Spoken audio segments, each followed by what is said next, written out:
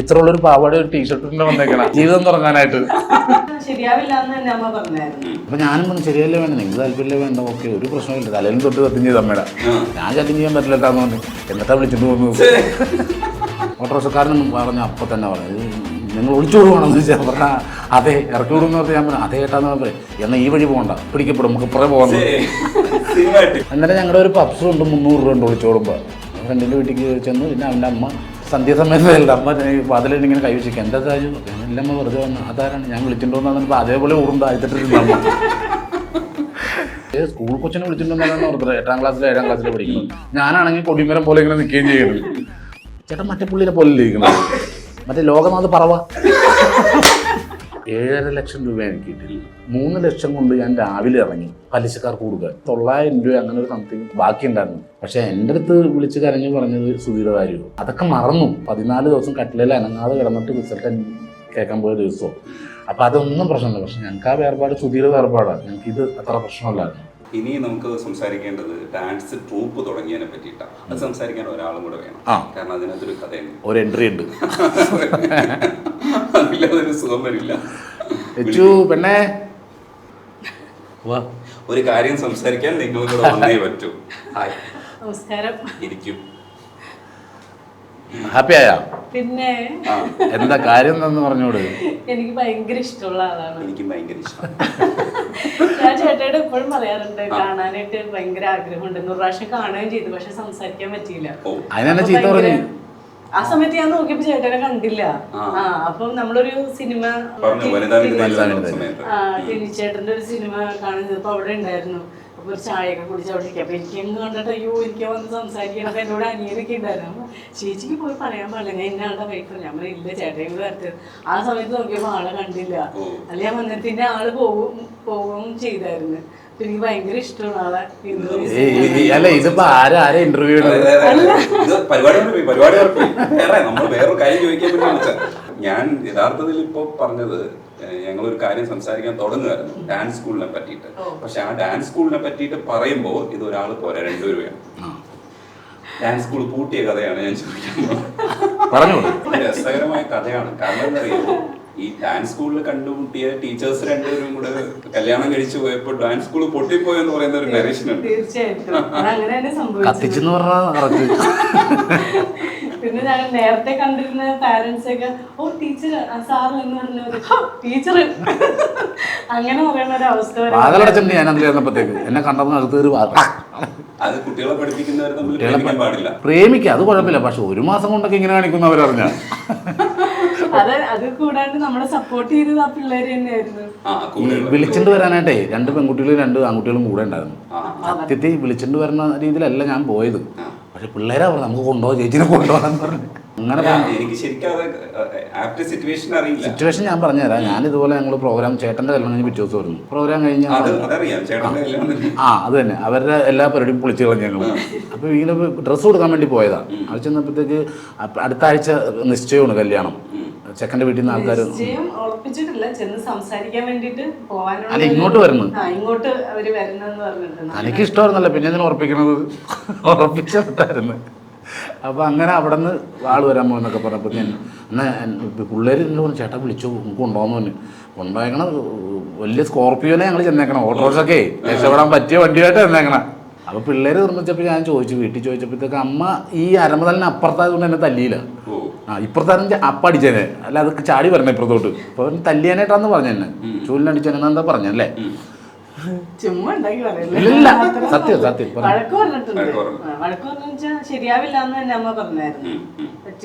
അപ്പൊ ഞാനും പറഞ്ഞു ശരിയല്ലേ വേണ്ട, നിങ്ങൾക്ക് താല്പര്യമല്ലേ വേണ്ട, ഓക്കെ ഒരു പ്രശ്നമില്ല, തലയിലും തൊട്ട് സത്യം ചെയ്ത് അമ്മയുടെ ഞാൻ ചാറ്റിങ് ചെയ്യാൻ പറ്റില്ലാട്ടാന്ന് പറഞ്ഞു. എന്നിട്ടാ വിളിച്ചിട്ട് പോകുന്നത്. അത് ഓട്ടോറിക്ഷയ്ക്ക് വന്നപ്പോഴത്തേക്ക് ഓട്ടോറിക്ഷക്കാരനും പറഞ്ഞു അപ്പം തന്നെ പറഞ്ഞു നിങ്ങൾ ഒളിച്ചു വിടുവാണെന്ന് ചോദിച്ചാൽ പറഞ്ഞാൽ അതെ ഇറക്കി വിടുമെന്ന് പറഞ്ഞാൽ ഞാൻ പറഞ്ഞു അതേ ഏട്ടാന്ന് പറയും. എന്നാൽ ഈ വഴി പോകണ്ട, പിടിക്കപ്പെടും, നമുക്ക് ഇപ്പറേ പോകുന്നത്. ഉള്ളി വേറെ ലെവല് അങ്ങനെ കൊണ്ടുപോയി. എന്നിട്ട് ഞങ്ങളുടെ ഒരു പപ്സും ഉണ്ട് 300 രൂപ ഉണ്ട് ഒളിച്ചോടുമ്പോൾ. ഓട്ടോറിക്ഷയിൽ പിള്ളേരുടെ ഇടയ്ക്ക് വെച്ച് ഇറക്കി വിട്ടിട്ട് ഞങ്ങൾ ഫ്രണ്ടിൻ്റെ വീട്ടിലേക്ക് പോയി. ഫ്രണ്ടിൻ്റെ വീട്ടിലേക്ക് ചെന്ന് പിന്നെ അവൻ്റെ അമ്മ സന്ധ്യാസമയത്തല്ല അമ്മ വാതിലിൽ ഇങ്ങനെ കൈവച്ചിരിക്കുക എന്താ സാജു. അപ്പം ഞാൻ ഇല്ലമ്മ വെറുതെ വന്ന് അതാരാണ് ഞാൻ വിളിച്ചിട്ടുണ്ടോന്ന് പറഞ്ഞപ്പോൾ അതേപോലെ ഊറും താഴ്ത്തിട്ടിരുന്നു അമ്മ. പിന്നെ അവരൊക്കെ കൂടി വന്നിട്ട് നേരെ രജിസ്റ്റർ ഓഫീസിൽ പോയി കല്യാണമൊക്കെ കഴിച്ചിട്ട് ഒരു ഡേറ്റ് ഫിക്സ് ചെയ്തിട്ട് രണ്ടുപേരും അങ്ങോട്ടും ഇങ്ങോട്ടും കൊണ്ടുപോകുമ്പോൾ മറ്റേ കുഞ്ചാക്കോവനെ ശാലിനെ കൊണ്ടുപോകണ പോലെ നോക്കിയാൽ പോണത്. ശാലിനിയുടെ കൂടെ കുറേ ആൾക്കാരുണ്ട്, ഇയാളുടെ കൂടെ. ഞാൻ ഒറ്റയ്ക്ക് നിൽക്കുക, എന്നെ കൊണ്ടുപോകാൻ ആളില്ല. ഞാൻ ബസ്സിറങ്ങി വീട്ടിൽ ചെന്ന് അമ്മ വാതിക്കിരിക്കുക. എന്നെ കണ്ടപ്പോഴേ എൻ്റെ ദൈവം എന്നൊരു അടി അടിച്ച് അമ്മ എന്നോട് പറഞ്ഞു എനിക്ക് ഇഷ്ടപ്പെട്ട് വിളിച്ചുകൊണ്ട് വരാൻ പറഞ്ഞു. അത് വെറുതെ പറഞ്ഞു, എനിക്കിങ്ങനെ വെണ്ണണ്ടെന്ന് പോലും നമുക്കറിയില്ല. അപ്പം അത് കഴിഞ്ഞിട്ട് പിന്നെ ഞങ്ങൾ ഈ പിള്ളേർ നല്ല തല്ലും ഉണ്ടെന്ന് കൂടെ വന്നവർ. അവരെ തല്ലുമൊക്കെ തല്ലി ചെയ്തപ്പോൾ പെൺകുട്ടികളെ തല്ലിയപ്പോൾ പറഞ്ഞ അവർ പറഞ്ഞു അവരും കൂടി വന്നാൽ പറയാമെന്ന് പറഞ്ഞു, ആൺകുട്ടികളും കൂടി. അപ്പോൾ അവന്മാരും കൊണ്ട് നിർത്തി ഒന്നിച്ച് ചോദിച്ചപ്പോൾ ഞങ്ങൾക്ക് അറിയില്ല എന്ന് ഒന്നിച്ച് പറഞ്ഞവർ. പിന്നെ എല്ലാവരും ഞങ്ങളുടെ കല്യാണത്തിന് ഫുള്ള് ഞങ്ങളെ കൊണ്ടുവരാനും ഒക്കെ ഈ പിള്ളേരാ മൊത്തം.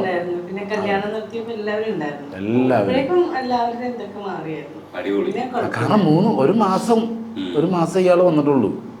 മൂന്ന് മാസം. ഈ 3 മാസത്തിലുള്ള എത്ര ശനി ഞായറുണ്ട് അത് ഞങ്ങൾ കണ്ടിട്ടുള്ളൂ നേരിട്ട്. അപ്പം സാജുവിന് ശരിക്കും ക്ലാസിക്കൽ അറിഞ്ഞൂടായിരുന്നു. ക്ലാസിക്കൽ പഠിപ്പിക്കാനല്ലേ വന്നത്? ക്ലാസിക്കൽ പഠിപ്പിക്കാൻ. അപ്പം സാജുവിന് ക്ലാസിക്കൽ അറിഞ്ഞൂടായിരുന്നു, അല്ലാത്തതും ഇല്ല. നമ്മൾ അന്നത് ബ്രേക്ക് ഡാൻസ് ആയിരുന്നു. പിന്നെ വാതില് ഷർട്ട് ഇറങ്ങി തന്നെ ഇങ്ങനെയൊക്കെ ഇടുള്ളൂ. ഈ ഡാൻസ് പ്രാന്ത് പിന്നെ എങ്ങനെയാ മാറിയത്? ഇതോടുകൂടിയാണോ മാറിയത്? അല്ല, അതോടുകൂടി ഏകദേശം നിന്നല്ലേ. ഇത് തന്നെ നല്ല ഡാൻസ് കണ്ടു തുടങ്ങിയപ്പോഴത്തേക്ക് അത് ഈസ്റ്റേണും വെസ്റ്റേണും കൂടി മിക്സ് ആയപ്പോഴത്തേക്ക് സംഭവം അവിടെ ഇൻസ്റ്റിറ്റ്യൂട്ട് കൂട്ടിക്കെട്ടി അതോടുകൂടി ഡാൻസ് നിർത്തി. ഡാൻസ് നിർത്തിയല്ലേ? ഡാൻസ് നിർത്തിയിട്ട് പിന്നെ കല്യാണം കഴിഞ്ഞാൽ അവിടെ സ്കൂളിൽ പഠിപ്പിക്കാൻ പോയിട്ടുണ്ടായിരുന്നു. സ്കൂളിൽ പോയിട്ടുണ്ടായിരുന്നു. കിൻഡർഗാർട്ടൻ സ്കൂളുണ്ട് അവിടെ. ഡാൻസ് ടീച്ചേഴ്സ് ആയിട്ട് അതാ അവിടെയായിരുന്നു. അവിടെ വെച്ചാണ് ഞങ്ങൾ ശരിക്കും നിർത്തിയത്. ഇത്രയും വലിയ പിള്ളേരെ പഠിപ്പിക്കുന്നത് കുഞ്ഞുങ്ങൾ ആദ്യമായിട്ട് പഠിപ്പിക്കുകയല്ലേ. ഇവിടെ നിർത്തിയിട്ട് മറ്റേനെ ഒതുക്കുമ്പോൾ ഇപ്പുറം കൂടി വരും, പുറകെ വരും. എവിടെ സാറേ എന്ന് ചോദിച്ചിട്ട് നമ്മൾ എന്നെ അവിടെ നിർത്തിയതല്ലേ, നിങ്ങളോട് വരല്ലേ ഇവിടെ പിടിച്ചോട്ടെ, ഇവനെ പിടിച്ചോന്നിട്ട് ഞാൻ ഇവനെ നിർത്തിയിട്ട് അപ്പുറത്ത് ചെല്ലുമ്പോഴത്തേക്ക് ഇത് 3 കൂടി ഇങ്ങോട്ട് വരും. അവസാനം വട്ടം വരച്ചു കൊടുത്തു ഇങ്ങനെ ഇതിൻ്റെ ഉള്ളിൽ നിൽക്കാൻ. പിന്നെ ഈ വട്ടത്തിന് ഇടിയായി. ആനിവേഴ്സറി ആയപ്പോഴത്തേക്ക് ഞങ്ങൾ രണ്ടുപേരും തീരുമാനിച്ചു ഇനി നമ്മുടെ ലൈഫിൽ ഡാൻസ് ഇല്ല. പക്ഷെ അതല്ല, പതിയെ ഉപദേശിച്ചിട്ടുണ്ടാവും ഇനി ഡാൻസ് കളിക്കണ്ട കേട്ടോ സാജു എന്ന് പറഞ്ഞു. അല്ലല്ല, അതല്ല. അതിനിടയ്ക്ക് ഞങ്ങള് കുറച്ച് ട്രീറ്റ്മെന്റും കാര്യങ്ങളൊക്കെ ആയിട്ട് പോയായിരുന്നു. അതാണ് കൂടുതൽ നിർത്താൻ കാരണം. അല്ലാതെങ്കിൽ പക്ഷെ ഇപ്പോഴും അത് ഇൻസ്റ്റിറ്റ്യൂട്ടൊക്കെ ഞങ്ങൾ വേറെ തുടങ്ങി ഇങ്ങനെ പോകുന്നത്. സിനിമയിൽ കാണുന്ന സജു വേറെയാണല്ലോ. അത് കൂടുതൽ കോൺസെൻട്രേറ്റ് ചെയ്യാൻ പറഞ്ഞിട്ടുണ്ടായിരുന്നു. എന്തായിരുന്നു അപ്പോഴുണ്ടായിരുന്ന അഡ്വൈസ് എന്തായിരുന്നു കൊടുത്തിരുന്നത്? ഞാനങ്ങനെ അഡ്വൈസ് ഒന്നും കൊടുത്തിട്ടുണ്ടായിരുന്നില്ല. എനിക്ക് ഒരു അഡ്വൈസ് തന്നിട്ടുള്ളൂ, ഒരാളെ മനസ്സിലാക്കണം. ഒരു ഡയറക്ടർ അദ്ദേഹത്തിൻ്റെ പേര് കേട്ട അത് ആരാണെന്ന് ആൾ കണ്ടാൽ മനസ്സിലാവണം. അങ്ങനെ എല്ലാം പഠിച്ചു വെക്കണമെന്ന് തന്നെ ഇപ്പോഴും എനിക്കില്ലാത്ത എൻ്റെ ഏറ്റവും വലിയൊരു പോരായ്മ. അത് ഒരു പ്രശസ്തനായിട്ടുള്ളൊരു ഡയറക്ടർ എന്ന് വെച്ചാൽ തന്നെ എനിക്ക് അറിയാൻ പറ്റില്ലെന്നേ. പേര് പറഞ്ഞ് നമുക്ക് പേര് പിന്നെ ആളുടെയൊക്കെ പറഞ്ഞാൽ അറിയാം, പക്ഷേ ഈ ആൾ മുമ്പ് വെച്ച് ചിലപ്പോൾ എനിക്ക് അറിയാൻ പറ്റില്ല. അങ്ങനെ എനിക്ക് എയർപോർട്ട് വെച്ചിട്ട് ഫ്ലൈറ്റ് വെച്ച് സംഭവം ഉണ്ടായിരുന്നു. എൻ്റെ അടുത്ത സീറ്റിലിരുന്ന ആളും മെയിനായിട്ടുള്ള ഡയറക്ടറാണ്. വീണ നായരിന്ന് സംസാരിക്കുമോ, ഞാനിവിടെ ഇങ്ങനെ ഇരിക്കേ. കാരണം അവിടെ ഫ്ലൈറ്റ് എയർപോർട്ടിൽ നിന്ന് പോയി നീ ആരോട് ഇത്ര നേരം സംസാരിച്ചുകൊണ്ടിരുന്നു. അപ്പോൾ അത് ഇന്നാളോ അയ്യോ ഞാൻ പോയി ഇനി അങ്ങോട്ട് ചെല്ലി ചിലപ്പോൾ അത് പ്രശസ്തമായിട്ടുള്ള ഡയറക്ടർ അല്ല പിന്നീട് ഒരാളോട് പറഞ്ഞെന്ന് പറഞ്ഞു. അപ്പോൾ ഞാൻ എന്നോട് പറയുന്നത് എൻ്റെ ഏറ്റവും വലിയ പോരായ്മ അത് ഒരാളെ നമ്മൾ മനസ്സിലാക്കി വെക്കില്ല. എന്നോടൊന്ന് ചോദിക്കും എന്റെ സിനിമയിലെ ആളാരാന്ന്. ഒന്നാമത്തെ കാര്യം എന്താണെന്നറിയോ, കളിക്കണത് ഗെയിം ആയിരിക്കും, ഫുൾ ടൈം ഗെയിമാണ്. ടോയ്ലറ്റിൽ ഞാൻ നേരത്തെ താമസിച്ച വീട്ടിൽ ടോയ്ലറ്റിൽ ഞാൻ ആംഗ്രി ബേഡ്സാണ് കളിക്കുന്നത്. അപ്പം എന്നൊക്കെ ഒച്ചയല്ലേ. അപ്പം അപ്പുറത്തെ വീട്ടിൽ ആൻറ്റി നിങ്ങളുടെ ബാത്റൂമിൽ തന്നെ സൗണ്ട് കേൾക്കണമെന്ന്. അത് കാരണം ഞാൻ ഇപ്പം സൈലൻ്റ് ആക്കി വെച്ചിട്ടാണ് ഗെയിം കളിക്കുന്നത്. ഇന്നും 15 മിനിറ്റ് ഉണ്ടായിരുന്നു. തോക്കുമ്പോൾ ദേഷ്യമോ പിന്നെയും കളിക്കുന്നുണ്ട്. കൊറേ നേരം ഇതേപോലെ ആരെങ്കിലും വീട്ടിലേക്ക് വരണമെന്ന് പറയുമ്പോഴാണ് അതിന്റെ ഡ്യൂറേഷൻ കുറയ്ക്കണത്. അല്ല പോകണ്ടെന്നുണ്ടെങ്കിൽ അത് അരമണിക്കൂറിന് മേലേക്ക് ഇരിക്കും. അരമണിക്കൂറൊക്കെ ചെറുത്. പിന്നെ കാണുന്ന സോംബി സിനിമ ആണ്. സോംബീസിന്റെ സിനിമ രാത്രി 2 കണ്ടിട്ട് ഞാൻ കിടക്കുള്ളൂ. വിശ്വസിക്കാൻ പറ്റില്ല. അങ്ങനെ സിനിമ കണ്ട് എനിക്ക് തലവേദനയായിട്ട് മെഡിക്കൽ ടെസ്റ്റിൽ ന്യൂറോനെ കണ്ടിട്ടാണ് തലവേദന മാറി. 3 മാസം മരുന്ന് കഴിച്ച് തലവേദന മാറി. തലവേദന തന്നെ എനിക്ക് വെട്ടം കാണാൻ പാടില്ല, ശബ്ദം കേൾക്കാൻ പാടില്ല, ഭയങ്കര പ്രശ്നമായിരുന്നു. അത് ഈ സിനിമ കണ്ട് അവിടെ ഇപ്പം ട്രൈപ്പോഡ് ഇരിപ്പുണ്ട്. ബെഡ്റൂമിൻ്റെ അടുത്ത് ട്രൈപ്പോഡ് വെച്ചിട്ട് മൊബൈൽ വെച്ചിരുന്ന് കാണും. സോംബി പടം കണ്ടിട്ട് അപ്പം എന്നോട് പറയും ചേട്ടാ ഈ രാത്രി കിടക്കുമല്ലോ എന്തെങ്കിലും നല്ലത് വെച്ചിട്ട് കിടക്കും. നേരം വിളിച്ച് ഇയാൾ കണ്ണോർക്കുമ്പോൾ അതിൻ്റെ ബാക്കി കണ്ടോട്ട് കിടക്കായിരിക്കും. ഒരു ദിവസം സോംബി പടം കണ്ടിട്ട് ഞാനും സോഹൻലാലല്ലേ ഡയറക്ടർ, സോഹനും കൂടി കാട്ടിൽ കൂടി പോയിക്കൊണ്ടേ. കാട്ടിലൊരു വീടിനകത്ത് നിറച്ച് സോംബികളാണ്. പഴയ വണ്ടികളൊക്കെ കിടപ്പുണ്ട്. ഞാൻ കണ്ട സോംബി പടത്തിന് തന്നെ സോംബികൾ ഞാനൊരു ഫൈറ്റ് ചെയ്ത് എല്ലാ സോംബിനെയും ഞാൻ തോപ്പിച്ച് കഴിഞ്ഞപ്പോഴത്തേക്ക് സോഹനെ കാണാനില്ല. സോഹൻ്റെ കരച്ചിൽ വീടിൻ്റെ അടുത്ത്. അവിടെ നിന്ന് ഞാൻ ഓടിച്ചു കഴിയുമ്പോൾ എന്നെക്കാളും 2 അടി ആയിട്ടുള്ളൊരു സോംബി നിൽക്കണം വാതിക്കെ. ഞാൻ ഒറ്റ ചവിട്ടി വെട്ടി ഞാൻ തെറിച്ചു പോകുന്നു. തെറിച്ചുകൊണ്ട് ഞാനൊരു പൈപ്പ് എടുത്തിട്ട് ഒറ്റ അടിയും കൊടുത്ത് സോംബിയിൽ ഒറ്റ കരച്ചില്ല. അമ്മച്ചേ കൊല്ലല്ലേ എന്ന് പറഞ്ഞു. ആ ഇടിച്ച് ഒറ്റ ഇടി അലക്കെടുത്ത് ഈ 3-4 ആഴ്ച മുമ്പ് സംഭവിച്ചതാ. ഒരു മാസമായി ഒറ്റ ഇടി ഇടിച്ചിട്ട് നെറുകിട്ട് കൈന്റെ ഇവിടെ ഇല്ലേ ഞാൻ കിടക്കുവരുന്നു. അപ്പൊ ഇങ്ങനെ അങ്ങോട്ട് ഇടിച്ച് തലയുടെ ഇവിടെ കുറച്ച് നേരത്തേക്ക് മരവിച്ചു പോയത്. എന്നോട് ഒന്നും പറ്റിയില്ല, പക്ഷെ മരവിച്ചു പോയതാ. അപ്പോഴേ അമ്മ സിനിമ കണ്ടിട്ടാന്ന് പറഞ്ഞു. സിനിമ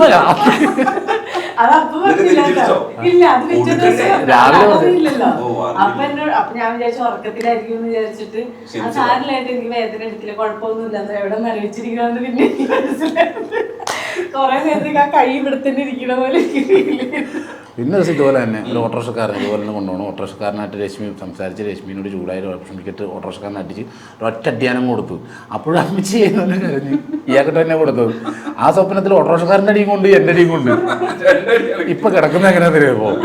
ഞാൻ സിനിമ കണ്ടെന്നിട്ട് ചിലപ്പോൾ ഞാൻ ഇങ്ങോട്ട് തല വെച്ച് കിടക്കണേ അങ്ങോട്ട് തല വെച്ച് കിടക്കും. അല്ല അത് അങ്ങനെ കിടന്നിട്ടാണ് ഇപ്പൊ വന്ന് ഇടിച്ചത്. ഞാനിത് ഇങ്ങനെ കണ്ടോണ്ടിരിക്കുന്നല്ലേ. അപ്പൊ എന്താ വെച്ചാൽ തിരിഞ്ഞു കിടക്കാം, ചിലപ്പോ ഇടി പ്രതീക്ഷിക്കാലോ എന്ന് വിചാരിച്ചിട്ട് ഞാൻ ഇപ്പറേക്ക് തിരിഞ്ഞു കിടന്നു. തിരിഞ്ഞു കിടന്നപ്പോ ഏതോ ഓഫ് ചെയ്തിട്ട് എപ്പോഴോ എന്റെ അടുത്തേക്ക് തിരിഞ്ഞു ഇവിടെ വന്ന് കിടന്നിട്ട് അവിടെ വന്ന് ഇടിച്ചു. അപ്പൊ സോഹനോട് ഈ കഥ പറഞ്ഞപ്പോ സോഹൻ എന്നോട് പറഞ്ഞു ഇനി മുതൽ ലക്ഷ്മി ഹെൽമെറ്റ് വെച്ചിട്ടുണ്ടോളാൻ. ഫുഡിന്റെ കാര്യം പറയുന്ന സമയത്ത് ബീഫ് നിരോധിച്ചു കഴിഞ്ഞാൽ ഈ രാജ്യം വിടേണ്ടി വരും എന്ന് പറഞ്ഞ ഒരാളാണ്. അത്രയ്ക്ക് ഇഷ്ടമാണല്ലേ ബീഫ്? മിക്കവാറും അല്ല ഇപ്പൊ ഞാൻ കുറച്ച്, കാരണം ബീഫ് ബിഗ് ബോസ് പോയിട്ട് വന്നതിന് ശേഷം ബീഫ് കുറച്ച്, അല്ലെ 3 നേരം ഞാൻ കഴിക്കും. വഴക്കിട്ടിട്ടുണ്ട് കടയിൽ ബീഫ് തരാഞ്ഞിട്ട്. ചോദിച്ചു ഞാനും എൻ്റെ പയ്യനും ഇവിടെ ഇരുന്ന് വെച്ചില്ല, അനീസ് എൻ്റെ മാനേജർ പയ്യൻ, ഇവനും ഞാനും കൂടി രാവിലെ ഷൂട്ടിന് പോകും കൊടുങ്ങും. ഇവിടെ നിന്ന് 4 മണിയായി പോയി 6 മണിയൊക്കെ കൊടുങ്ങല്ലൂരെത്തി. അപ്പോൾ പറഞ്ഞു നമുക്ക് ചായ കുടിച്ചാൽ രാവിലെ ബ്രഷ് ചെയ്ത വിശക്കും, ബ്രഷ് ചെയ്തില്ല 12 മണി വരെ നടക്കാം. അപ്പോൾ ഞാൻ ചോദിച്ചു ബീഫ് ഉണ്ടോന്ന് ചോദിക്കുമ്പോൾ എപ്പോഴും 6 മണിക്ക് കൊടുങ്ങല്ലൂർ അമ്പലത്തിൻ്റെ സൈഡിൽ ഞാൻ എന്നിട്ട് കളർ ചേട്ടാ ബ്രേക്ക്ഫാസ്റ്റ് ഉണ്ടോ? ആ ഉണ്ട്. ബീഫ് ഉണ്ടാ? നേരെ ഒന്ന് വിളക്കൊട്ടറോന്നു. അതെ, പിന്നെ അവൻ പോകൂല. പിന്നെ അത് കുറച്ച് കൊണ്ടുവന്ന് ഇപ്പോ കുഴപ്പമില്ലാത്ത രീതിയിൽ കണ്ടു. കാരണം ബീഫ് ഞാനത് അങ്ങനെ വേറെ എനിക്കൊന്നും വേണ്ട, ചിക്കൻ വേണ്ട, മീൻ വേണ്ട, ഒന്നും വേണ്ട, പരിപ്പ് വേണം. ഈ ആളുകളെ സഹായിക്കാൻ പോകുമ്പോ ഈ പറയുന്ന രീതിയിൽ എങ്ങനെയാണ് അതിനെ ഒന്ന് റൂട്ട് ചെയ്ത് വിടാറുണ്ടോ? അതെ, ആരെ എങ്ങനെ അഭിപ്രായം ഒന്നും പറയാറില്ല, ഇഷ്ടമുള്ള ചെയ്യട്ടെ എന്ന് വിചാരിച്ചു? അങ്ങനെയല്ല, എന്നോട് വന്ന് ചോദിക്കാറുണ്ട്. നമ്മളെ കൊണ്ട് പറ്റണമെന്നാണെങ്കിൽ ചെയ്യാനേ ഞാൻ ഇതുവരെ പറഞ്ഞിട്ടുള്ളൂ. അതിൽ നിന്ന് മാറി ചിന്തിക്കാൻ ഇതുവരെ പറഞ്ഞു കൊടുത്തിട്ടില്ല. ഇതിപ്പോ ഇങ്ങനെ ചോദിച്ചത് അമ്മയുടെ അടുത്ത് വന്ന ആൾക്കാർ പറയും, അമ്മ പറയും സാജുവിന്റെ കൊടുത്ത തുണി ചോദിച്ചാൽ ഒരു കൊടുത്തിട്ട് തുണിയിലാണ്ട് കൂടെ വരും എന്ന് പറയും. അതാണ് എന്റെ അമ്മ എപ്പോഴും പറയുന്നത്. അമ്മ എപ്പോഴും സാജുനോട് സാജു എന്താ ആറ്റിൽ കളഞ്ഞാലും വളർന്നേ കളയാൻ പാടുള്ളൂട്ട്. അത് എന്റെ അമ്മ എപ്പോഴും പറയുമായിരുന്നു സാജുവിന്റെ സ്വഭാവത്തിലേ. നടന്നു വന്ന കാലം അറിയാം നമുക്ക്. അതേപോലെ പട്ടിണിയും ദാരിദ്ര്യമായിട്ട് വന്നതാണ്. പട്ടിണി തന്നെ നമ്മൾ ജനിച്ചപ്പോഴതൊക്കെ ഉള്ളതാണ്. പക്ഷേ അപ്പോൾ ഒരു കല്യാണം കഴിച്ചിട്ട് 1 വർഷം ഞങ്ങൾ വീട്ടിൽ നിന്നുള്ളത് കഴിഞ്ഞ് ഒറ്റയ്ക്ക് താമസിക്കാൻ തുടങ്ങി ഇത്ര വർഷം. അപ്പോൾ ആ സമയത്തുള്ള അന്ന് പരിപാടി കളിച്ചാൽ കിട്ടുന്നത് 500-300 രൂപയൊക്കെ കിട്ടുന്നത്. അപ്പോൾ ആ ഒരു അവസ്ഥ അമ്മക്കറിയാം കറക്റ്റ്. അപ്പം അതുകൊണ്ട് അമ്മ അങ്ങനെ പറയും. പക്ഷെ നമുക്ക് അങ്ങനെ ആയി പോകുന്നത് അതാ. അക്കാര്യത്തിൽ ഒരു കാര്യം കൂടി ചോദിക്കാനുള്ളത്, 24 വയസ്സുകാരനാണ് കല്യാണം കഴിക്കുന്നത്. അപ്പോൾ രശ്മിക്ക് എത്രയായിരുന്നു? 21. അപ്പം ഇത് ഭയങ്കര ഭാരിച്ച ഉത്തരവാദിത്തമാണെന്നുള്ളത് അന്ന് മനസ്സിലായിട്ടുണ്ടാവില്ല. പക്ഷെ കുറച്ച് കഴിയുമ്പോൾ മനസ്സിലായല്ലോ. മനസ്സിലാക്കിയപ്പോ എന്തായിരുന്നു ഒരു ടെൻഷൻ? അല്ല, അന്ന് അഭിലാഷിന്റെ കൂട്ടുകാരൻ്റെ അമ്മ തൂണച്ചാരി താഴ്ത്തോട്ടിരുന്ന് ഞാനെന്തോ സ്കൂളിൽ നിന്ന് പിള്ളേരെ വിളിച്ചിട്ടുണ്ടെന്ന് ഓർത്തിരുന്നു. ഇത്രയുള്ളൊരു പാവാട ഒരു ടീഷർട്ടിന്റെ വന്നേക്കണ ജീവിതം തുടങ്ങാനായിട്ട്. ആ കുഞ്ഞായിരുന്നു അന്നേരം. ഇപ്പം വലുതായിട്ടൊന്നുമില്ല. ഈ പല്ല് തന്നെ പുതിയ പിള്ളേരുടെ അല്ല. അതും കൂടി അമ്മ ഉണ്ടെങ്കിൽ അമ്മ സ്കൂൾ കൊച്ചിനെ വിളിച്ചിട്ടുണ്ടെന്നാണ് ഓർത്തത്. 8ാം ക്ലാസ്സിലോ 7ാം ക്ലാസ്സിലോ പഠിക്കുന്നത്. ഞാനാണെങ്കിൽ കൊടിമരം പോലെ ഇങ്ങനെ നിൽക്കുകയും ചെയ്യുന്നത്. അപ്പൊ അന്നും പക്വത കാര്യത്തിൽ ഇയാൾ തന്നെയായിരുന്നു എൻ്റെ ബെറ്റർ. ഞാൻ കട്ട തോൽവിയായിരുന്നു അന്നേരം. അയ്യോ, എന്നെ കൊണ്ട് മേട് സഹിച്ചേക്കണത്. ഞാനിങ്ങനെ നടക്കും. രാവിലെ ഒരു വണ്ടിക്കാരൻ കൊണ്ട് കൂട്ടിക്കൊണ്ട് പോകും, ഉച്ചക്ക് ഒരു വണ്ടിക്കാരൻ കൊണ്ട് നടക്കും, ഭക്ഷണം കഴിക്കും, തിരിച്ചു അടുത്ത വണ്ടി വരും, കയറി പോകും, രാത്രി 12 മണി 1 മണിക്ക് തിരിച്ചു വരും. ഡെയിലി ഇങ്ങനെ തന്നെ. അന്നെങ്കിൽ ഉച്ചയ്ക്ക് ഉണ്ടാക്കി വെക്കാനായിട്ട് ഞാൻ പൈസ ഒന്നും കൊടുക്കൂല. അവിടെ ബാക്കി ചേട്ടന്മാർ ജോലിക്ക് പോകുന്ന കാശ് കൊണ്ടാണ് ഞാൻ രശ്മി കഴിയുന്നത്. എനിക്ക് ഒരു നാണമില്ലാണ്ട് പോയി തിന്ന് പോകുക. പക്ഷെ അതുപോലെ പറ്റില്ല. എന്ത് ചെയ്യുന്നത്, എവിടെ നിന്ന് കിട്ടണമെന്നൊന്നും ഞാൻ അന്വേഷിക്കൂല. ഞാനിങ്ങനെ കാണിക്കുമ്പോഴത്തേക്ക് യച്ചുവിൻ്റെ മാനസികാവസ്ഥ ഞാൻ ചിന്തിക്കുകയൊന്നുമില്ല. ഭർത്താവ് ഒന്നും കൊടുക്കണമല്ല, 3 നേരം പോയിരുന്ന് കഴിക്കണം. മറ്റേ ചേച്ചിമാരെ കണ്ട് കൂട്ടുകുടുംബം പോലെയല്ലേ. എന്നിട്ട് എൻ്റെ അമ്മ പൈസ കൊണ്ടുവന്ന് വൈഫിൻ്റെ കൊടുക്കും, അവരൊക്കെ തരുമ്പോൾ നീ എന്താണെന്നും പറഞ്ഞിട്ട് കൊണ്ടുവന്ന് കൊടുക്കും. അങ്ങനെയൊക്കെ ആയിരുന്നു. അപ്പോഴും ഞാനിതൊന്നും ചിന്തിക്കുകയൊന്നുമില്ല. അങ്ങനെ രാത്രിയാകുമ്പോൾ വരുമ്പോൾ ഒരു പേടിയാണ്. എപ്പോഴാണ് വന്നത്, ഹാർട്ട് ബീറ്റ് ഭയങ്കര. കാരണം ഏത് ലെവലിലാണ് വന്നതെന്ന് അറിയില്ല. വന്നു കഴിഞ്ഞാൽ എന്നെ ഇങ്ങോട്ട് വഴക്ക് പറയുമല്ലോ, അതിന് പകരം ഞാൻ അങ്ങോട്ട് വഴക്ക് പറയും.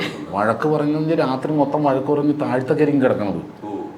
ഞാൻ അവിടെ കിടന്ന് കുറുക്കം വലിച്ച് ഉറങ്ങുകയും ചെയ്യുമ്പോൾ കട്ടിലേൽ നെക്സ്റ്റ് കട്ട് കാണിക്കുന്നത് രശ്മി കട്ടിലേൽ ഇരിക്കണം, ഞാൻ കാലും പിടിച്ച് താഴ്ത്തിരിക്കുന്നുണ്ട് രാവിലത്തെ അതാ ദൈവത്തെ ഓർത്ത് വിചാരിക്കുന്നത് ഇന്നലെ അങ്ങനെ പറ്റിപ്പോയി, സോറി ഇനി ചെയ്യില്ല എന്ന് പറയും. രാവിലെ തൊട്ടും മിടുക്കനായിട്ട് അവിടുത്തെ പണിയും കഴിഞ്ഞ് എല്ലാം റെഡിയാക്കി കൂടെ നിൽക്കും. എന്താ അലക്കണടുത്തൊക്കെ പോയി ഭയങ്കര വർത്തമാനമൊക്കെ ആയിരിക്കും. അമ്മയുടെ അടുത്തും തമാശയൊക്കെ പറയും. സന്ധ്യ ആകുമ്പോൾ കുളിച്ച് മുടിയൊക്കെ ചെയ്യിക്കുമ്പോൾ 2 കൂട്ടുകാർ വരും, നേരെ പോവും. പിന്നെ 12 അപ്പോൾ വീണ്ടും ക്യാരക്ടർ മാറി. ഇത് തന്നെ 1 വർഷം ആ മുറിക്കകത്ത് ഞാൻ എന്താ ഇച്ചുകൊണ്ട് പ്രവർത്തിക്കണമെന്ന് ഒരാളെ അറിയിച്ചിട്ടില്ല. പക്ഷേ 1 വർഷം കഴിഞ്ഞപ്പോഴത്തേക്ക് പൊട്ടിത്തെറിച്ചു. അതൊരു പ്രളയം വരുന്നത്. അന്നാണ് ഞാൻ വീട്ടിൽ നിന്ന് ഇറങ്ങണത്. കാരണം ഇവിടുത്തെ ബട്ടൺസ് ഇവിടെ ഇട്ടിട്ടൊക്കെ ഞാൻ വന്നേക്കണത്. പക്ഷെ എന്നെ ഉപദ്രവിച്ചിട്ടില്ല എന്നെ വഴക്ക് പറയാൻ മൊത്തത്തിൽ ഇങ്ങനെ ഇരുന്ന് എന്തെങ്കിലുമൊക്കെ പറയും. പുള്ളിക്ക് കല്യാണം കഴിഞ്ഞപ്പോ വലിയ ആളായി എന്നുള്ളൊരു ഇതായിപ്പോയി, ഭർത്താവായി പോയി. ആ ഒരു ലെവലിലേക്കൊക്കെ ചിന്തിച്ചപ്പോ ഭർത്താക്കന്മാര് രാത്രി മാത്രമേ ഗൗരവമുള്ളൂ. ഗൗരവമില്ല, ഒരു നാണമില്ല. പക്ഷെ ആ ഒരു ദിവസം ഞാൻ റോട്ടിൽ ഞാനും ഒരു കൂട്ടുകാരൻ്റെ ബൈക്കിന് വന്ന് ഇറങ്ങണം. അപ്പോഴും ഇയാളുടെ കമ്മലൂർ പണയം വെച്ചിട്ട് വന്നേക്കണേ ഞാൻ അല്ലേ. എന്നിട്ട് ബൈക്കിന് വരുമ്പോൾ ബൈക്കിന് നിർത്തിയപ്പോഴത്തേക്ക് ഫ്രണ്ട് ഓടിക്കണോണ്ട് അപ്പുറത്തേക്കണോണ്ട് ഒറ്റ അടിയം കൊടുത്തു കൂട്ടുകാരൻ. അപ്പം സ്വാഭാവികമായിട്ട് നമ്മൾ രണ്ടും കൂടെ ബൈക്ക് വരുമ്പോൾ നിങ്ങൾക്കൊരു തല്ലിയിൽ ഞാൻ വർത്താനം പറയില്ല, അവിടെ അടിക്കുള്ളൂ. ഞാനും കയ്യുടെ ഒറ്റ അടിയാണ് കൊണ്ട് കൊടുത്തു. അങ്ങനെ അടിയായി റോഡ് മൊത്തം അടി, 1/2 കിലോമീറ്റർ അടിയാണ് കൂട്ടുകാർ തമ്മിൽ. അപ്പോൾ ഒരുത്തൻ പറഞ്ഞു നീ കാരണം സാജു പ്രസാദനെ തല്ലിന്ന് പറഞ്ഞപ്പോഴത്തേക്ക് എന്നാൽ ഞാൻ സാജുവിന് തുറന്നു കൊടുക്കട്ടെ എന്ന് എൻ്റെ അനിയന്മാരോടെ കേട്ടുകയെ അവന്മാരെടുത്തിട്ട് ഇവനിട്ട് ഇടിച്ച്. അങ്ങനെ ടോട്ടലി ഇടി കഴിഞ്ഞിട്ട് വീട്ടിൽ വന്നപ്പോഴത്തേക്കാണ് ഞാൻ പറഞ്ഞ ബട്ടൺ സ്വർണ്ണ വിടാം, അവിടെ സ്വർണ്ണ വിടാം. അപ്പോൾ അനിയൻ ഇടയ്ക്ക് എന്നെ ചീത്ത പറഞ്ഞ് ഇവിടെ നിൽക്കാൻ പറ്റില്ല, വിട്ടോളണമെന്ന് പറഞ്ഞു. രാവിലെ തന്നെ പോകും ഞങ്ങൾ 2 പേരും കൂടി. അപ്പോഴും പാവോട്ടോ, രാവിലെ ആയി കഴിയുമ്പോഴത്തേക്ക് ബസ് സ്റ്റോപ്പിൽ പോയിരിക്കുമ്പോൾ 2 പേരും കൂടി ബസ് സ്റ്റോപ്പിൽ ഇരിക്കുക. ബസ് കാശ് ആരെങ്കിലും ചോദിച്ചിട്ട് വേണം പോകാനായിട്ട്. അങ്ങനെ ഇരുന്ന് കഴിഞ്ഞാൽ ഒരു കാര്യം നമ്മൾ നടക്കാവിൽ പോകാറുണ്ട്. അപ്പോൾ അവിടെ ലിമിറ്റഡ് കയറി പോകുന്നുള്ളൂ. അങ്ങനെ ലിമിറ്റഡ് സ്റ്റോപ്പ് ഇറങ്ങി വന്ന് പോരുമ്പോൾ തലേദിവസം ഞാൻ തല്ലിയവനില്ലേ, അവനപ്പുറത്ത് നിൽക്കുകയെ ഇങ്ങനെ നിൽക്കുകയെ ചെന്ന് കഴിഞ്ഞപ്പോൾ ഇടി നടന്നാൽ മാറിക്കളഞ്ഞോളോട്ടാ, പെണ്ണിട്ട് ഇടിയിട്ട് എനിക്കിട്ടും കിട്ടും, എന്നെ പിടിച്ച് എനിക്കിട്ട് ഇടിയിട്ടുമെന്ന് പറഞ്ഞു. അടുത്തോട്ട് വന്ന് ഞാൻ എന്തിടാന്ന് ചോദിച്ചു. എന്നെ അടിയെന്നല്ല അടിച്ചത്, അമ്മ കടലക്കറി ഉണ്ടാക്കിയിട്ട് തിന്നാൻ പറ്റുള്ളൂ. കഴിഞ്ഞപ്പോഴത്തേക്ക് പറഞ്ഞ് നമ്മൾ കാരണം മറ്റവൻ ഫോൺ തല്ലിപ്പൊട്ടിച്ച് വീട്ടിൽ കിടന്ന് കരച്ചിലായിരുന്നു ഒരു കൂട്ടുകാരൻ. എൻ്റെ കൂട്ടുകാർ തമ്മിൽ തല്ലി എന്ന് പറഞ്ഞിട്ട് പിന്നെ ഞങ്ങളെല്ലാവരും കൂടി അവൻ്റെ വീട്ടിൽ ചെന്ന് അവനെ സമാധാനിപ്പിച്ചിട്ട് പോന്നിട്ട് പിന്നെ ഞാൻ അവിടെ 2 ദിവസം അടുപ്പിച്ച് 3 ദിവസം നിന്നിട്ടില്ല. ഒറ്റക്ക് താമസിക്കാനായിട്ട് വീട് വാടക എടുത്ത് ഞങ്ങൾ താമസം തുടങ്ങി. 3000 രൂപ കൊണ്ട് വീട് വാടക എടുത്ത് 600 രൂപയാണ് വാടക അന്നത്തെ. 3 മാസം വാടക കൊടുത്ത് 1800. ബാക്കിയുള്ള പൈസ കൊണ്ട് ഞങ്ങൾ ഒരു ബക്കറ്റ്, ഒരു കപ്പ്, ഒരു പായ, 2 തലയണ അത് മേടിച്ചിട്ടാണ് ഞങ്ങൾ ലൈഫ് തുടങ്ങണത്.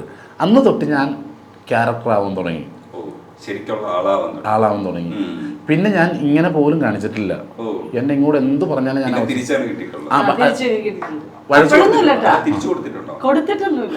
അല്ല വഴക്ക് പറഞ്ഞ് ഞാൻ കുറേ പറഞ്ഞാൽ തന്നെ തൊണ്ടയിൽ വെള്ളം വെച്ചിട്ടുണ്ടാ ഞാൻ ഒന്നും മിണ്ടൂല എന്ന് പറയും.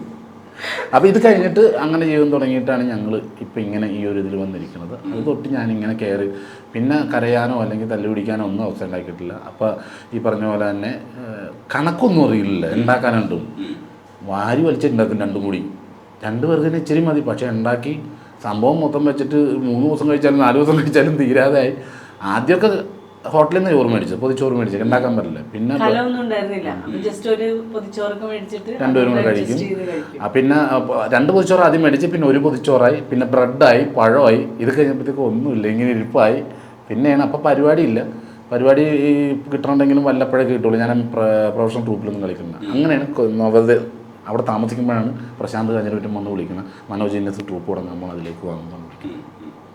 പിന്നീട് സ്വന്തം ട്രൂപ്പിലേക്ക് എത്തുന്നുണ്ടല്ലോ, അപ്പോൾ അഭിമാനമൊക്കെ ഉണ്ടായിരുന്നില്ലേ? അതായത് സ്വന്തം ട്രൂപ്പ് തുടങ്ങുന്ന ഒരു അവസ്ഥയിലേക്കൊക്കെ എത്തുമ്പോൾ നമ്മൾ കുറച്ചുകൂടെ ഒരു ജീവിതമൊക്കെ തുടങ്ങി, അങ്ങനെ തോന്നിയിട്ടുണ്ടോ? ഏതാ ആസ്വദിച്ചിരുന്ന? ഈ പഴയകാലം പറയുമ്പോൾ ഇപ്പൊ രസമാണെങ്കിലും അന്ന് അനുഭവിച്ചപ്പോൾ സുഖമുള്ള പരിപാടിയല്ലല്ലോ. ഇല്ല, ശരിക്കും പറഞ്ഞാൽ അത് പൊട്ടത്തിയായിരുന്നു. ഏതാ നല്ലത് ഏതാ ചീത്തയെന്ന് അറിയാൻ പാടില്ലാത്തൊരു അവസ്ഥയായിരുന്നു. ഇപ്പൊ എന്താന്ന് പറഞ്ഞിരിക്കുന്നത് ഇപ്പോഴും ഏകദേശം അങ്ങനെയൊക്കെ തന്നെയാണ്. എന്നാലും ആ ഒരു പൊട്ടത്തരത്തിന് കുറച്ച്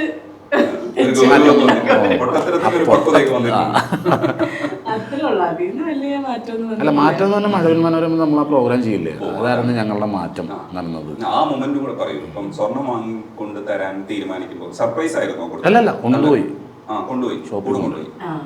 അപ്പൊ ആ പൈസ കിട്ടുമ്പോഴത്തേക്ക് ഇങ്ങനെ ചെയ്യുമെന്ന് വിചാരിച്ചിട്ടുണ്ടായിരുന്നു? സ്വർണം വാങ്ങി തരും എന്ന് വിചാരിച്ചിട്ടുണ്ടായിരുന്നു?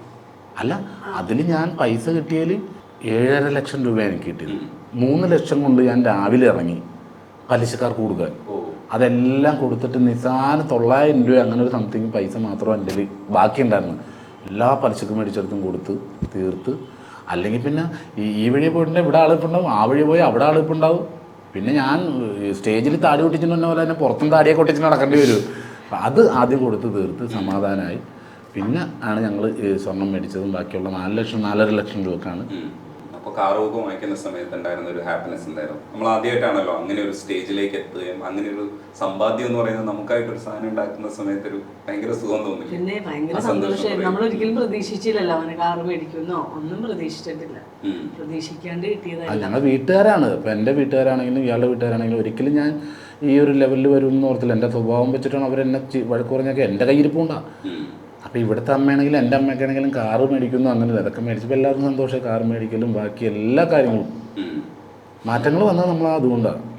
നിങ്ങളുടെ ഫ്രണ്ട്സ് സർക്കിളിൽ ഇപ്പോൾ സുചേട്ടനും ഒക്കെ ഉണ്ടായിരുന്ന ഒരു ഫ്രണ്ട് സർക്കിളുണ്ട്. അതിനുശേഷം മിമിക്രി ആർട്ടിസ്റ്റുകളൊക്കെ തമ്മിൽ ഒരു പരസ്പരം ഒരു കണക്ഷൻ ഉണ്ടാവും. എല്ലാവരും തമ്മിൽ പരസ്പരം ഗിവ് ആൻഡ് ടേക്ക് ഒക്കെ. ചിലപ്പോഴൊക്കെ സ്റ്റേജ് ഒക്കെ അങ്ങോട്ടും ഇങ്ങോട്ടൊക്കെ ക്രോസ് ചെയ്ത് കവർ ചെയ്യുക, സഹായിക്കുക, അങ്ങനെയൊക്കെ ചെയ്യുമല്ലോ. ആ ഒരു സൗഹൃദമൊക്കെ ഇപ്പോഴും അത് തുടർന്നു പോകുന്നുണ്ടല്ലോ. അതിൻ്റെ ഒരു രസമുണ്ടല്ലോ. അതെങ്ങനെയാണ് നമുക്ക് നമ്മുടെ വർക്കിനെയൊക്കെ എൻഹാൻസ് ചെയ്യുന്നത്? വർക്ക് കിട്ടാനും ഒക്കെ അതൊരു സഹായവും കൂടെ ആവില്ലേ? വർക്ക് കിട്ടാൻ്റെ കാര്യം മാത്രമല്ല ചേട്ടാ, നമ്മൾ ഇങ്ങനെ പ്രോഗ്രാം ഇങ്ങനെ പല സ്ഥലത്ത് വെച്ച് പിരിഞ്ഞു പോയ ആൾക്കാർ, ഗിന്നസിൽ കളിച്ച് പിരിഞ്ഞു, അങ്ങനെ പിരിഞ്ഞു പോയ എല്ലാ ആൾക്കാരുണ്ടല്ലോ. ചില മൂമെന്റിൽ നമ്മളെല്ലാവരും കൂടി കാണൂലേ, അപ്പം നമ്മളൊന്ന് ഹഗ് ചെയ്താലുണ്ടല്ലോ, അത് നമുക്ക് അന്നത്തെ ആ ഒരു സുഖം കിട്ടും. അത്രയും വർഷം 10-15 വർഷം മുമ്പ് ഒന്നിച്ച് കളിച്ചപ്പോൾ നമ്മൾ ചേർത്ത് പിടിക്കില്ലേ, ആ ഒരു സുഖം, ആ ഒരു മനസ്സോടുകൂടിയാണ് വന്നത് എല്ലാവരും വന്നത്. അത് തന്നെ, പട്ടിണി കിടന്നവരും കൂടെയാണ്. ചോറ് അങ്ങോട്ടും ഇങ്ങോട്ടും പൊതിച്ചോറ് മേടിച്ച് തിന്നവരും കൂടെ ആയിരിക്കും എല്ലാം. അതൊരു പ്രത്യേക സുഖം. ഞാൻ അങ്ങനെയാണെങ്കിൽ ഇതിപ്പം നമ്മുടെ മീറ്റിംഗ് നടക്കുമ്പോഴാണെങ്കിലും അല്ലെങ്കിൽ എവിടെയെങ്കിലും ലൊക്കേഷനിൽ വെച്ചിട്ട് ഇന്ന ആർട്ടിസ്റ്റും കൂടെ ഉണ്ടെന്ന് പറയുമ്പോഴത്തേക്ക് ആ ഒരു സന്തോഷം വേറെ നമ്മുടെ കൂടെ ഉള്ളവർ. അതിപ്പോഴും കാത്തു സൂക്ഷിക്കേണ്ട പഴയ ആർട്ടിസ്റ്റുകളെല്ലാവരും. ഇപ്പോഴത്തെ പിള്ളേരെങ്ങനെയാണെന്ന് അറിയില്ല. അതൊരു പ്രത്യേക സന്തോഷമോ എല്ലാവരും കൂടി കാണുമ്പോൾ. ഈ സൂചിച്ചേട്ട വിട്ടു പോകുന്ന സമയത്ത് ഓവർകം ചെയ്യാന്ന് പറയുന്നത് എല്ലാവരെ സംബന്ധിച്ചും ഒരു ബുദ്ധിമുട്ടുള്ള ഒരു കാര്യമായിരുന്നു. ഇപ്പം നമ്മൾ കുറച്ചുകൂടെ മുന്നോട്ട് വന്നു, ഇപ്പോൾ അതൊക്കെ പറയാൻ പറ്റുന്ന ഒരു അവസ്ഥയിലൊക്കെ എത്തി. പക്ഷെ ആ സമയത്തൊക്കെ നമ്മൾ എന്ത് പറഞ്ഞാൽ മനസ്സിനെ പഠിപ്പിച്ചിരുന്നത്? ഈ ഒരു വിയോഗത്തെ നമ്മൾ എങ്ങനെയായിരുന്നു ആക്സെപ്റ്റ് ചെയ്തിരുന്നത്? ഞങ്ങൾ കറക്റ്റ് പറഞ്ഞാൽ ഞങ്ങൾക്കന്നൊരു ഭയങ്കര ബാഡായിട്ടുള്ള ദിവസമായിരുന്നു. ഞങ്ങൾ ട്രീറ്റ്മെൻറ്റിലായിരുന്നു IVF കഴിഞ്ഞിട്ട്. അപ്പം ഞാൻ അന്ന് ചെക്ക് ചെയ്യാൻ പോകുമായിരുന്നു. അന്ന് റിസൾട്ട് അറിയുന്ന ദിവസമാണ് സുധി മരിച്ചെന്ന്. അപ്പം ഞാനിങ്ങനെ രാവിലെ ഞാൻ ലൊക്കേഷൻ നിൽക്കുമ്പോൾ അറിഞ്ഞ് ഞാനിപ്പോൾ എൻ്റെ പയ്യനോട് എടാ എച്ചുകൊണ്ട് പറയരുതിട്ടാന്ന് പറഞ്ഞു. കാരണം സൂചിച്ചേട്ടന് ഇവരങ്ങനെ ഒരു ഇതിൽ എച്ചുകൊണ്ട് പറയരുതിട്ടാന്ന് പറഞ്ഞു. കാരണം ഈ ഒരു ഇതിൽ ആ ടെസ്റ്റ് ചെയ്ത് റിസൾട്ട് അറിയാൻ വേണ്ടി വെയിറ്റ് ചെയ്താണ് ഞാനും വണ്ടിയിലിരിക്കുന്നത്. അപ്പോൾ അവിടെ ചെന്ന് കഴിഞ്ഞപ്പോഴത്തേക്ക് എൻ്റെ ഫാമിലി ഗ്രൂപ്പിൽ ഇതെടുത്തിട്ട് ഈ ഫോട്ടോ എടുത്തിട്ട് അപ്പം അറിഞ്ഞ് കഴിഞ്ഞപ്പോഴത്തേക്ക് നമുക്ക് അത് അന്ന് നെഗറ്റീവായി. ഇത് നെഗറ്റീവായതുള്ള സങ്കടമില്ല. എത്ര നാൾ ഞങ്ങൾ വർഷങ്ങളായിട്ട് ട്രീറ്റ് ചെയ്യണതാണ്. പക്ഷേ എൻ്റെ അടുത്ത് വിളിച്ച് കരഞ്ഞ് പറഞ്ഞത് സുധീയുടെ കാര്യമോ. പക്ഷേ ഞാൻ അപ്പോഴും ഞാൻ ആ റിസൾട്ടിലാരും ചോദിക്കുന്നില്ല. അതൊക്കെ മറന്നു. നമ്മൾ ഇത്രയും വർഷം 14 ദിവസം കട്ടിലയിൽ അനങ്ങാതെ കിടന്നിട്ട് റിസൾട്ട് കേൾക്കാൻ പോയ ദിവസമോ. അപ്പോൾ അതൊന്നും പ്രശ്നമില്ല. പക്ഷെ ഞങ്ങൾക്ക് ആ വേർപാട് സുധീയുടെ വേർപാടാണ്. ഞങ്ങൾക്കിത് അത്ര പ്രശ്നമില്ലായിരുന്നു. കാരണം അവൻ അത്ര നല്ല മനുഷ്യനായിരുന്നു. സ്നേഹം മാത്രമുള്ള ഒരാളായിരുന്നു. മക്കളെ എന്നല്ലാണ്ട് വിളിക്കില്ല, ലക്ഷ്മിയൊക്കെ മക്കളെന്ന് വിളിക്കുള്ളൂ, എല്ലാവരും മക്കളെന്ന് വിളിക്കുള്ളൂ. അവന് സ്നേഹം മാത്രമുള്ള ഒരുത്തനാണ്. വഴക്കിടില്ല, ഒരാളും വഴക്കിടില്ല, ഒരാളെ ചീത്ത പറയില്ല, ഒരാളുടെ കുറ്റം പറയില്ല. അതൊക്കെ അവൻ്റെ ഏറ്റവും വലിയ ക്വാളിറ്റിയാണ്. അപ്പം അത് വലിയ നഷ്ടം തന്നെ. കാരണം നമ്മളെപ്പോഴും ഇങ്ങനെ ഓടിപ്പോയി കെട്ടിപ്പിടിച്ച് ഇങ്ങനെ അതല്ലല്ലോ. നമുക്ക് ആ സ്നേഹം എപ്പോഴും നിലനിൽക്കണം. അതിന് മുന്നേ ഇപ്പം അവൻ എൻ്റെ വീട്ടിൽ കോട്ടയത്തേക്ക് പോവുകയാണെങ്കിൽ എൻ്റെ വീട്ടിലിറങ്ങിയിട്ട് എൻ്റെ തറവാട്ടിൽ കയറും, എൻ്റെ ചേട്ടൻ്റെ വീട്ടിൽ പോകും, ഒരു ഫാമിലിയായിട്ട് സ്തുതി. ഞാൻ വേണമെന്നില്ല അവിടെ എല്ലായിടത്തും കയറിയിട്ടേ പോവുള്ളൂ. അവരുടെ ക്വാളിറ്റി അതാണ്. ഈ സിനിമയിൽ പത്തേമാരിയിൽ എത്തുമ്പോഴാണ് മമ്മൂക്കായിട്ട് അഭിനയിക്കാനുള്ള ഒരു അവസരം കിട്ടുന്നത്. അവിടെയൊക്കെ എത്തുമ്പോഴത്തേക്ക് ഒരു മിമിക്രി ആർട്ടിസ്റ്റിനെ പലപ്പോഴും നമുക്കിത് കയറി വരുന്നത് വേറൊരു അർത്ഥത്തിലാണ്. മിമിക്രി ആർട്ടിസ്റ്റായിട്ട് തന്നെ കയറി വരും, സിനിമാ നടനായിട്ട് അംഗീകരിക്കാൻ തന്നെ കുറേ സമയമെടുക്കും. പക്ഷെ അങ്ങനെയൊക്കെ ഒരു വലിയ ആർട്ടിസ്റ്റിന്റെ കൂടെയൊക്കെ നിന്ന് അഭിനയിക്കുന്ന സമയത്ത് തോന്നുന്ന ഒരു പ്രൗഡില്ലേ? എങ്ങനെയാ ആ സിനിമ കണ്ടപ്പോൾ അനുഭവം പറയും? സാറിനെ കാണുന്നത് തോപ്പിൽ ചോപ്പിന്റെ അല്ലേ, ആ ഷൂട്ടിൽ വെച്ചിട്ടാണ് ഞാൻ കാണുന്നത്. അതിന് മുന്നേ പത്തേമാരി അതിന് മുന്നേ ചെയ്തതാണ്. അപ്പൊ അതില് ഞാൻ കണ്ടിട്ടില്ല. എന്നോട് വന്ന് പറഞ്ഞു, ഭയങ്കര സന്തോഷത്തോടുകൂടിയേ പറഞ്ഞത്. നമുക്ക് എന്നോട് ഇങ്ങനെ ചോദിച്ചു, അങ്ങനെ പറഞ്ഞു എന്നൊക്കെ പറഞ്ഞിട്ട് ഭയങ്കര. അപ്പൊ നമുക്ക് ഇപ്പൊ സത്യം പറഞ്ഞ ഇപ്പൊ താങ്കളെ കണ്ടപ്പോൾ ആ ഒരു അതിശയം ഞാൻ ആള് ശ്രദ്ധിച്ചില്ല എന്ന്. ഞാൻ ഡോറ് തുറന്നു വന്നപ്പോഴേക്കും ആളെ കണ്ടപ്പോ ആയും വിളിച്ചിങ്ങനെ ഇരിക്കുവായിരുന്നു. അതേപോലെ ആയിരുന്നു മമ്മൂക്കയെ കണ്ടു എന്ന് പറഞ്ഞപ്പോഴേക്കും വന്ന് ഭയങ്കര. അങ്ങനെയല്ല ഞാൻ പറഞ്ഞത്. എനിക്ക് മനസ്സിലായി, അതല്ല എന്റെ സെൻസ് മനസ്സിലായി, രശ്മിയുടെ സെൻസ് എനിക്ക് മനസ്സിലായി. പക്ഷെ താങ്കളെ ഒരുപാട് പേർക്ക് ഇഷ്ടമാണല്ലോ. ഇത് പറയും മമ്മൂക്കായിട്ട് എന്നെ കമ്പയർ ചെയ്തില്ലേ? കമ്പയർ ചെയ്തല്ല, ഒരിക്കലും കമ്പയർ ചെയ്തല്ല. നമ്മുടെ ഒരിക്കലും ഒരാൾക്ക് പകരാവില്ല. അപ്പൊ വന്ന് പറഞ്ഞപ്പോ ആ ഒരു ഇതിലാ വന്ന് പറഞ്ഞത്, അങ്ങനെ കണ്ടു ഇങ്ങനെ കണ്ടു എന്നോട് ഇങ്ങനെ സംസാരിച്ചു എന്നൊക്കെ പറഞ്ഞു. അത് കേട്ടിരുന്ന് എനിക്ക് ഒരുപാട് സന്തോഷവും അങ്ങനെ ആയിരുന്നല്ലേ എന്നുള്ളത്. പിന്നെ നേരിട്ട് ആളെ കണ്ടു കഴിഞ്ഞപ്പോ എന്നോടൊക്കെ ഭയങ്കര രസമായിട്ട് സംസാരിച്ച. ആ നല്ല രസമായിട്ട് സംസാരിച്ചു. എന്താ പറഞ്ഞു? അത് ചുമ്മാ എന്നെ കളിയാക്കാൻ വേണ്ടി പറഞ്ഞു. ഞാൻ എന്നെ കണ്ടപ്പോഴേക്കും സാജുവിനോട് ഇങ്ങനെ നോക്കിയിട്ട് ആ ഫോട്ടോ എന്റെ കയ്യിൽ ഇപ്പോഴും ഇരിക്കുന്നുണ്ട്. എന്നെ കളിയാക്കി ഫോട്ടോ എടുക്കണം. അന്ന് എന്തോ എല്ലാരും പറഞ്ഞു ഇന്ന് ഭയങ്കര സന്തോഷമുള്ള മമ്മൂക്ക സെറ്റിൽ ഭയങ്കര ഹാപ്പി ആണല്ലോ എന്ന് പറഞ്ഞു. അന്ന് ഞങ്ങള് ഫോട്ടോ എടുക്കാന്ന് പറഞ്ഞ് ചെന്നപ്പോഴേക്കും ഇങ്ങനെ കളിയാക്കിണ്ട് പറഞ്ഞു, നിനക്ക് കണ്ണ് കണ്ടുവിടായിരുന്നു വഴി. എന്നോട് ചോദിച്ചു, നിനക്ക് ഇവനോ ചേട്ടായിനോട് പറയാ, നിനക്ക് മിക്കവാറും എന്താണ് ബാലപീഡനത്തിന് കേസ്. അന്ന് ഞാൻ ചേട്ടാ ഇങ്ങനെ നല്ല ഹൈറ്റും വണ്ണമൊക്കെ ഉണ്ടല്ലോ. ഞാൻ നന്നേ മെലിഞ്ഞിട്ടായിരുന്നു. ഫോട്ടോ വെച്ചിട്ട് വണ്ണമൊക്കെ ഉണ്ടായിരുന്നു. കാണുമ്പോ ചിലപ്പോ അങ്ങനെ തോന്നിയിട്ടുണ്ടാവും. അപ്പൊ അങ്ങനെ ചോദിച്ചിട്ട് കളിയാക്കിയായിരുന്നു. അപ്പൊ ആ ഫോട്ടോ ഞാൻ ആ ഫോട്ടോ എന്റെ ഇടയ്ക്ക് കിട്ടിയായിരുന്നു. ഇത് ഫോട്ടോ എടുത്തത് ഞങ്ങള് നിന്നുണ്ട്, ഇത് ചോദിച്ചത് അപ്പുറത്ത് ഇങ്ങോട്ട് പറയണ് ഒരു ബാലപീഡനത്തിന് കേസെടുത്തത്. അത് കറക്റ്റായിട്ട് അവരെടുത്തിട്ട് അയച്ചത്. മൂന്നും കിട്ടി. അപ്പൊ ഈ കഴിഞ്ഞ ദിവസം ഞങ്ങൾ കണ്ടപ്പോ ഞങ്ങൾ രണ്ടും കൂടി ചിരിക്കുകയെ. ഞാനൊരു ഫോട്ടോ അയച്ചു ഞങ്ങളുടെ ഫോട്ടോ അന്ന് ഇത് എനിക്ക് ഭയങ്കരമായിട്ട് ഇഷ്ടപ്പെട്ടു. അടിപൊളിയല്ലേ? അടിപൊളി. അന്ന് ഇത് ഇറങ്ങുന്ന സമയത്ത്, ഈ ട്രോൾ ഇറങ്ങുന്ന സമയത്ത് ഇങ്ങനെ മുമ്പ് എന്തെങ്കിലും കേട്ടിട്ടുണ്ടോ? ബെഹ്റ സാർ ഏതൊന്നും കൂടി എനിക്കറിയില്ലായിരുന്നു. അപ്പൊ ആ സമയത്ത് ഒരു ദിവസം ഞാൻ ഇതേപോലെ നിൽക്കുമ്പോഴത്തേക്കാണ് കുറെ ട്രോളുകൾ. അപ്പൊ എനിക്ക് എടുത്തിട്ട് തന്നു. അപ്പൊ അത് കഴിഞ്ഞിട്ട് ഞാൻ ശരിക്കും നോക്കിയപ്പോ എന്റെ അമ്മ ബെഹ്റിയ, എന്റെ അമ്മ ഇതേ ഫേസ് അമ്മ. പിന്നെ അമ്മയൊക്കെ കറക്റ്റാണ്. പിന്നെ സുരാപ്പിക്ക് ഏകദേശം കട്ടുണ്ട്.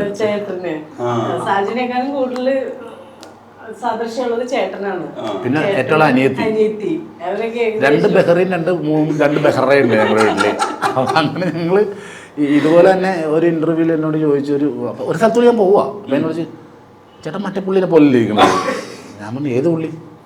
മറ്റേ പോലീസുകാരൻ. അപ്പൊ എനിക്കും മനസ്സിലായി. ഞാൻ എന്നിട്ട് ഏത് പോലീസുകാരൻ? മറ്റേ ലോകനാഥ് പറവ.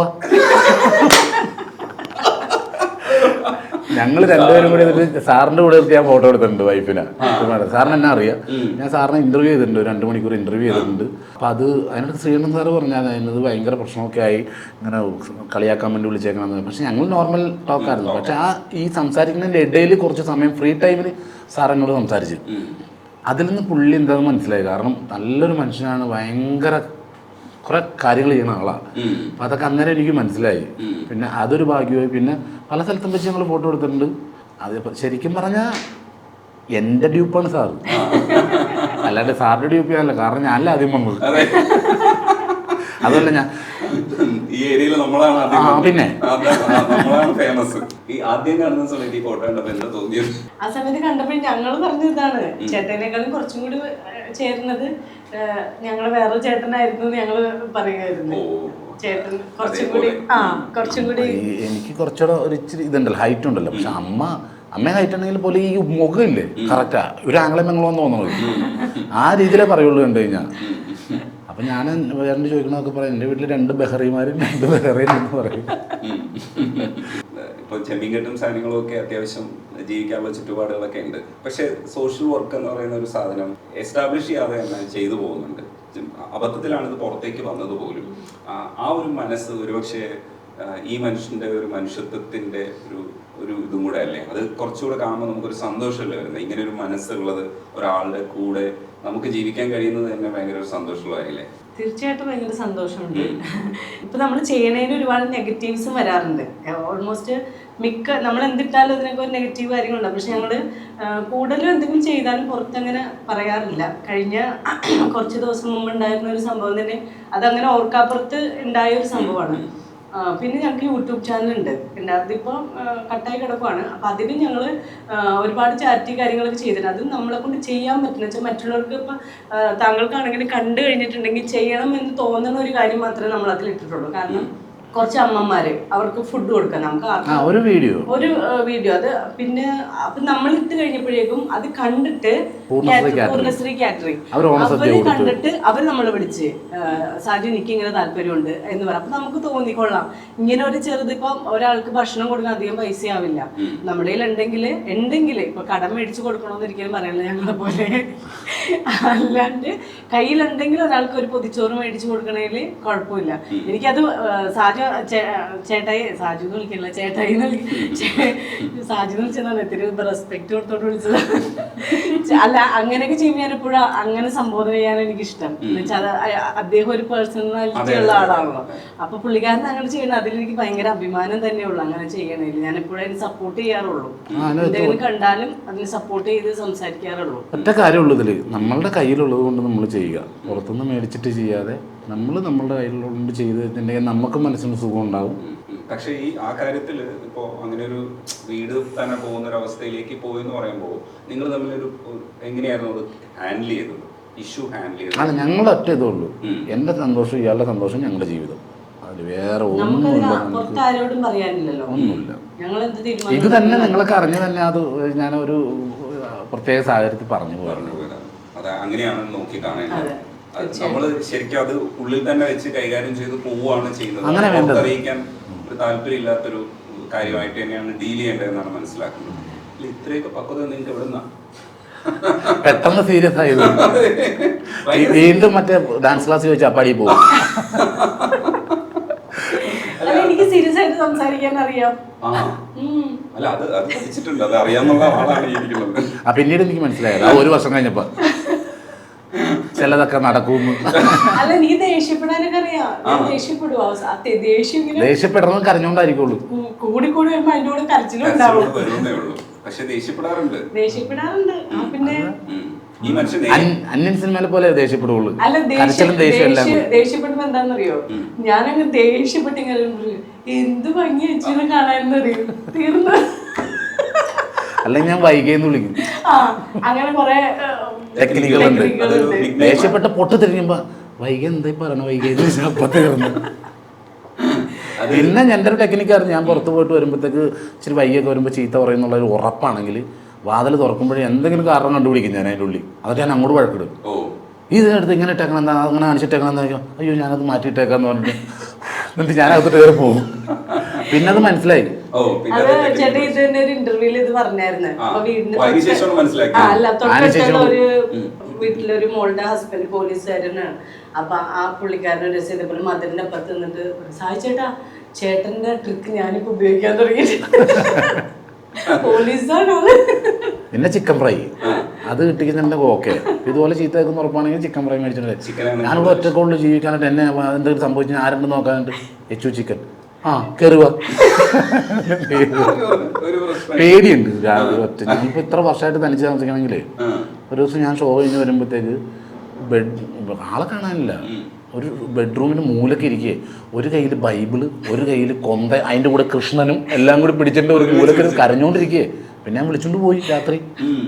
ഭയങ്കര പേടിയാണ്. അത് എന്റെ പഴയ കോലം കാണോട്ടാ. അങ്ങനെയുള്ള എന്നെ പ്രേമിച്ചിട്ടാണ് പേടിയുന്നത്. അല്ല, രാത്രി എടുക്കുമ്പോഴേ ചിലപ്പോ ഞാൻ പണിയൊക്കെ കഴിഞ്ഞ് കിടക്കാനായിട്ട് വരാൻ നേരത്ത് കിടന്നിങ്ങനെ കണ്ണിങ്ങനെ അടിഞ്ഞു പോകുമ്പോട് കാപ്പാത്തിങ്കോ കാപ്പാത്തിങ്കോ എന്ന് പറഞ്ഞു. ഈ മൂവിയിലൊക്കെ പറയില്ലേ, ഇങ്ങനെ ഒരു മൂടുണ്ടല്ലോ, അത് പിടിച്ചിട്ട് ഒന്നത് ഓഫ് ചെയ്യുമോ. ഞാൻ ഒരു ദിവസം വന്നിട്ട് വൈറ്റിലെന്ന് ഷോ കഴിഞ്ഞിട്ട് വന്നിട്ട് ഇത് ശരിക്കും സൈക്കോ എന്ന് പറഞ്ഞിട്ട് കാര്യം എന്താന്ന് പറയട്ടെ, നമ്മൾ ഇംഗ്ലീഷ് സിനിമ ആ ഇംഗ്ലീഷിൽ കാണുമ്പോഴാണ് അതിന്റെ ഒരു ത്രില്ല് നമുക്ക് കിട്ടണം. ഇത് ആ ഇംഗ്ലീഷ് സിനിമ ഹിന്ദിയിലും കാണും, തമിഴിലും കാണും, വേറെ എന്തൊക്കെ ഭാഷയുണ്ട് അതിലൊക്കെ കാണും. അപ്പൊ അതില് ഇംഗ്ലീഷ് സായിപ്പ് മതാമേഖല എന്നുണ്ടല്ലേ, കാപ്പാത്തുകോ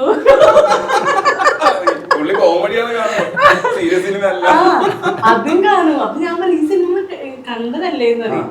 അപ്പൊ പുള്ളിയുടെ മെയിൻ ഇംഗ്ലീഷ് സിനിമ കാണുന്ന വെച്ചാൽ അതിന്റെ ഞാൻ ഇതിന്റെ ഫ്രെയിം കാര്യങ്ങളൊക്കെ ഞാൻ നോക്കുള്ളൂ. എനിക്ക് ഇതൊക്കെ പറഞ്ഞ എനിക്ക് മനസ്സിലാവും ഈ ഫ്രെയിം അവിടെ വെക്കണം അവിടെ വെച്ച് ഇത് കണ്ടോ ഇത് കണ്ടോ ഇത് ഇങ്ങനെ വെക്കും ഇത് ഭംഗിയുണ്ടോ അങ്ങനെ ഉണ്ടോന്ന് ചുമ്മാ ഞാൻ നോക്കി ഇത് കൊള്ളാന്നറിയാം എവിടെ ഒന്നും മനസ്സിലായിട്ടുണ്ടാവില്ല ഞാൻ ചിലപ്പോൾ ആ പെണ്ണിട്ടാണ് ഡ്രസ്സ് ഇട്ടേ നോക്കുള്ളൂ, കമ്മലും ഡ്രസ്സൊക്കെ നോക്കുള്ളൂ. ഞാൻ ഒരു ദിവസം ഷോ കഴിഞ്ഞ് വന്നപ്പോഴത്തേക്ക് ഒറ്റക്ക് കിടക്കുക, ഭക്ഷണമൊക്കെ വെച്ചിട്ട് കയറി കിടന്ന് ലൈറ്റ് അങ്ങ് ഓഫ് ചെയ്തിട്ട് ഞാൻ തോണ്ടി ഞാൻ ആരാന്ന് മനസ്സിലായെന്ന് ചോദിച്ചു. എന്താണ്? ഞാൻ താജു അല്ലട്ടാന്ന്. ചേട്ടാ കളിക്കരുതിട്ടാ, ഞാൻ വയറ്റിലേക്ക് വണ്ടി ഇടിച്ച് വെച്ചൊരു ശശിയാന്ന് പറഞ്ഞ്. പിന്നെ ഒറ്റ കരച്ചിലും അപ്പുറത്തെ 3 വീട്ടിൽ ലൈറ്റ് കളിയാണ് കണ്ടത്. പേടിച്ചു പോയി. പിന്നെ ഒരു സ്ഥലത്ത് ബാത്റൂമിൽ കയറി ഇങ്ങനെ അകത്തൊക്കെ ഞാൻ മിണ്ടാതെ പോയിട്ട് ആ ഡോറെ ചാരി ഇങ്ങനെ നിന്ന് അവിടെ നിന്ന് തുറക്കൽ ഇങ്ങനെ വെച്ചിട്ട് നിന്ന് പോയി പോയിട്ട് ഞാൻ ഇടിച്ചു കൊടുത്തു. അല്ല ഞാൻ അന്നത്തോണ്ട് നിർത്തി. ഞാൻ സെക്കായി പോയി. പിന്നീട് ഭയങ്കര വിഷമായിരുന്നു അത് ഓർത്തപ്പോഴേ. ഞാൻ അനങ്ങിയില്ല ഇങ്ങനെ കൊണ്ട് കിട്ടി. അപ്പൊ ആള് ശരിക്കും പേടിച്ചു. പിന്നെ ഞാൻ പേടിപ്പിച്ചിട്ടില്ല. പിന്നെ ഞാൻ അങ്ങോട്ട് പേടിപ്പിക്കാം. അല്ല പേടിപ്പിക്കണ ചിലപ്പോ ഇരിക്കണേ അതുകൊണ്ടാണെന്ന് അറിയില്ല എന്നെ പേടിപ്പിക്കാൻ പറ്റാത്ത അപ്പൊ ഇനി പേടിപ്പിക്കാൻ അനുവദിച്ച കുഴപ്പം ഇടി കുറയും.